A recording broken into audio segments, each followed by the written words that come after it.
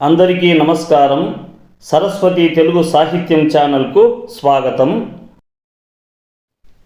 ఈ వీడియోలో నేను భర్తృహరి నీతి శతకంలోని 11 నుండి 20 పద్యాలను మీకు వివరించబోతున్నాను. తెలియని మనుజుని సుఖముగన్ తెలుపందగు సుఖతరముగన్ తెలుపంగవచ్చున్ తెలిసిన వానిన్ తెలిసియున్ తెలియని నరున్ తెల్పా బ్రహ్మదేవుని వశమే. అసలు ఏమీ తెలియని మనుష్యునికి సులువుగా తెలుపుటకు వీలవుతుంది. పూర్తిగా తెలిసిన వానికి ఎక్కువ సులభముగా తెలియచేయవచ్చును. కానీ పూర్తిగా తెలియక కొంత మాత్రము తెలిసిన మనుష్యునికి తెలియచేయుట సృష్టికర్త అయిన ఆ బ్రహ్మదేవునికి కూడా సాధ్యము కాదు అని భావము. భూసలుగావు మర్త్యులకు బోధిమయాంగత తారహారముల్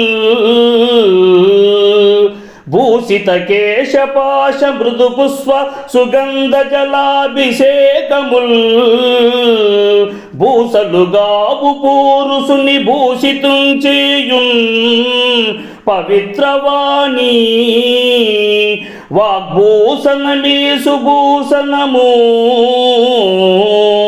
భూషణముల్ నశయించు అన్నియున్.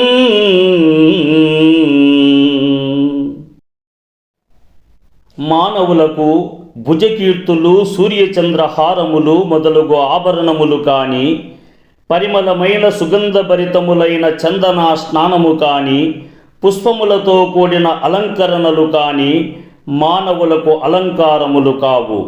ఇవన్నీ బాహ్యములైన అలంకారములే కాని నిజమైన అలంకారములు కావు. పురుషునికి విద్యతో కూడిన శాస్త్ర సంస్కారములు గల వాక్కు నాశనం కాని అసలైనటువంటి మంచిదైన అలంకారం. ఇతరములైన అలంకరణలన్నీ నశించేవే అని భావము. నీరము తప్తలోహమున నిల్చి అనామకమైన సించు ఆ నీరమి ముత్యమట్లు నలినీదల సంస్థితమైతనర్చు ఆ నీరమి సుక్తిలోన్పడి మణిత్వమున్ కాంచు సమంచిత ప్రభం పౌరుష వృత్తులిట్లతము మధ్యము ఉత్తమున్ కొల్చు వారికి. నీరు బాగా కాల్చిన ఇనుముపై పడిన పేరులేనిదై నశించిపోతుంది. అదే నీరు తామరాకు మీద పడినట్లయితే ముత్యము వలె ఒప్పారుతుంది. ఆ నీరే ముత్యపు చిప్పలో పడిన ముత్యమై విరాజిల్లును. అలాగే మానవుడు అధములలో చేరితే తాను అధముడవుతాడు, మధ్యములలో చేరితే మధ్యముడవుతాడు, ఉత్తములలో చేరితే తాను ఉత్తముడవుతాడు. కాబట్టి సమాజంలో మనుషుల యొక్క ప్రవర్తనలు ఇలాగే ఉంటాయి అని భావము. మొదలన్ చూచినన్ కడు గొప్ప పిదపన్ కురుచా ఆదిన్ కొంచెము తర్వాత అధికమగుచున్ తనరు దిన పూర్వ పరభాగ జనితమైన ఛాయ పోలికన్ కుజన సజ్జనుల మైత్రీ.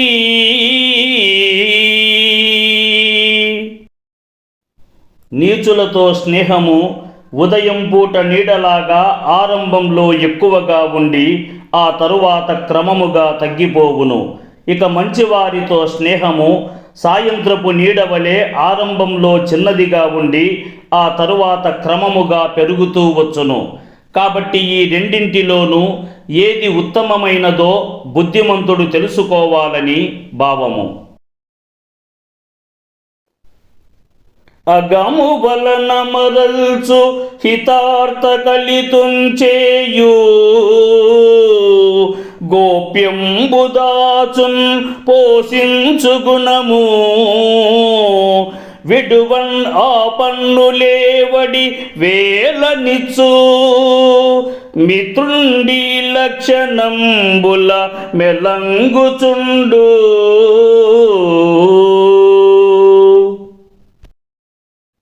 పాపపు పనులు చేయకుండా ఆపడం, మంచి పనులు చేయడానికి ప్రోత్సహించడం, మనమేదైనా ఒక రహస్యమును చెప్పినా బహిర్గతం చేయకుండా దాచడం, మంచి గుణములను అందరికీ తెలిపి అవి పాటించున్నట్లు చేయడం, ఆపద సమయాలలో వదిలివేయకుండా అంటి పెట్టుకొని ఉండడం, ధనం లేనప్పుడు ఆర్థికంగా సహాయం చేసి ఆదుకోవడం అనే మంచి గుణములను సన్మిత్రుడు కలిగి ప్రవర్తించుచుండును అని భావము.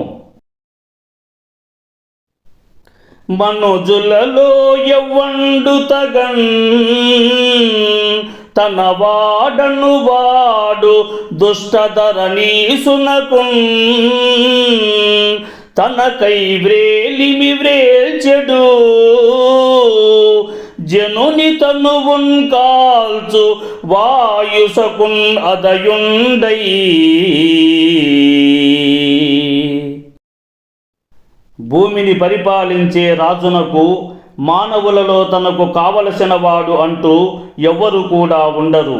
అతడు ఎవరికైనాను హాని చేస్తాడు.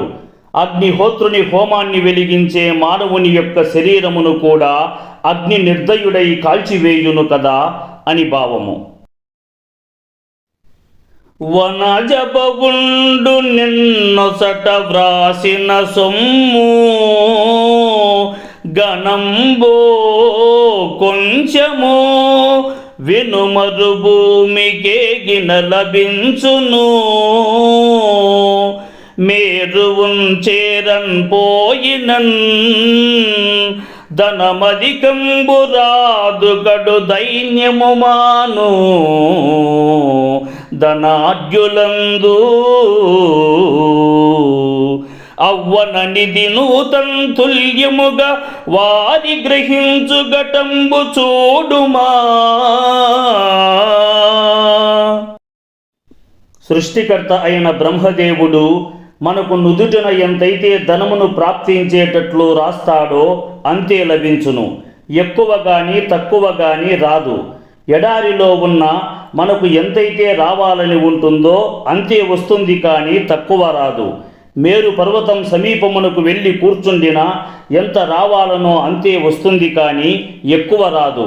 కావున ధనికుల వద్ద దీనత్వమును ప్రదర్శించకూడదు. తక్కువ నీరున్న బావి దగ్గరికైనా సమృద్ధిగా నీరున్న సముద్రం సమీపమునకు మనం తీసుకెళ్లిన మట్టి కుండను ఆ నీటిలో ముంచిన ఆ కుండకు పరిమితంగాని నీరు లభించును కదా అని భావము. కలులగు వారి నెల్ల అధికార సమర్థులం చేసి తానిరర్గల గతి అయి నికృష్ణ నిజ కర్మము విస్మృతి పాలునర్చి నిచ్చల గుణ వైరి అయి విధివశంబున సంపదగాంచి త్రుల్లుచున్ మెలంగు నృపాల దేశమున మేలు లభించునే ఎట్టి వారికి. దుర్మార్గుని దండనాధికార పీఠం మీద కూర్చుండబెట్టి అడ్డును అదుపును లేకుండా అతి హేయమైన పనులు చేస్తూ గతించిన కాలమును మరచి మంచివైన పనులకు శత్రువులా ప్రవర్తించుతూ ఏదో అదృష్టము కొద్దీ లభ్యమైన అధికారమును ఐశ్వర్యమును చూసుకొని మద గర్వముతో వ్యవహరించుతూ పరిపాలన చేసే ఆ రాజు యొక్క సామ్రాజ్యములో ఎవరు కూడా క్షేమంగా ఉండలేరు అని భావము. సంపదలు కల్గుతరి మహాజనులా హృదయ అభినవోత్పల కోమలంబగుచు వెలయు ఆపదలు నందునప్పుడు మహామహీధరాస్వ సంఘాత కర్కశంబైత నర్చు ఐశ్వర్యములు కలిగినప్పుడు గొప్పవారి మనస్సు కలువ పూల కంటే సుకుమారంగా ఉండి ప్రకాశించును. మహానుభావులు ఆపదలు సంభవించినప్పుడు గొప్ప పర్వతమునందలి రాతి గుండులాగా కాఠిన్యముగా ఉందురు. అనగా మహానుభావులు ఐశ్వర్యములు వచ్చిన గర్వపడు కాఠిన్యులు కారనియు, ఆపదలు సంభవించినను తమ ధీరత్వమును కోల్పోరని భావము. తివిరి ఇసుమునం తైలంబున్ తీయవచ్చున్, తవిలి మృగతృష్ణలో నీరు త్రావవచ్చున్, తిరిగి కుందేటి కొమ్ము సాధింపవచ్చున్, చేరి మూర్ఖుల మనసు రంజింపరాదు. చాలా బాగుగా ప్రయత్నము చేసి ఇసుక రేణువుల నుంచి కూడా నూనెను తీయవచ్చును. కష్టించి ఎండమావులలో సైతము నీటిని త్రాగవచ్చును. గొప్పగా తిరిగి వెదకి కుందేటి కొమ్మును కూడా సంపాదించవచ్చును. కానీ మూర్ఖులైన మానవుల యొక్క మనస్సును సమాధానపరచుట మాత్రం ఎవ్వరికి ఎంత మాత్రమును సాధ్యము కాదు అని భావము. మా ఛానల్ని లైక్ చేయండి, షేర్ చేయండి, సబ్స్క్రైబ్ చేసుకోండి. ఈ వీడియోపై మీకున్న అభిప్రాయాన్ని కామెంట్ సెక్షన్లో కామెంట్ చేయండి. కింద ఉన్న గంట సింబల్ని నొక్కండి.